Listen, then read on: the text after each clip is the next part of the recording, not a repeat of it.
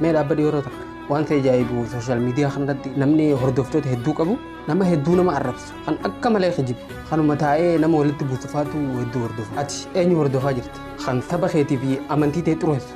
Isa gandaan qoodee kaan arrabsee kaan ammoo faarsu. Dirrisaa yookiin mangaa geessee arrabsu. Kan saalaa fi biyya ati jiraattu madaalee itti xiqqeessuuf yaala.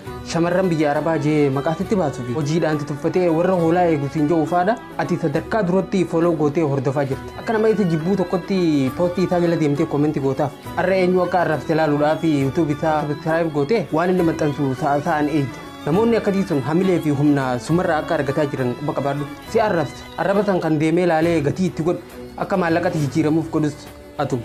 Kabajaa fi eenyummaa kee xureessuudhaan hedduun nama maallaqa argachaa jira. Yoo ati dhaga'uu baatte akka nama hin agarreetti cal jettee bira dabarte namichi lammata waan akkasitti hin deebi'u beeka. Akkuma ati isarraa dubbattee fi barreessite innis beekamee sirratti humna godhachaa deemaa beeka. Yeroo mara mirgee fi dubbachuu qofaan hin kabachiifatan. Dubbata akkasii salphisuun jalmaa calleessuun namoota akkasii arruma anfooloo godhii namoota itti fayyadan hordofu.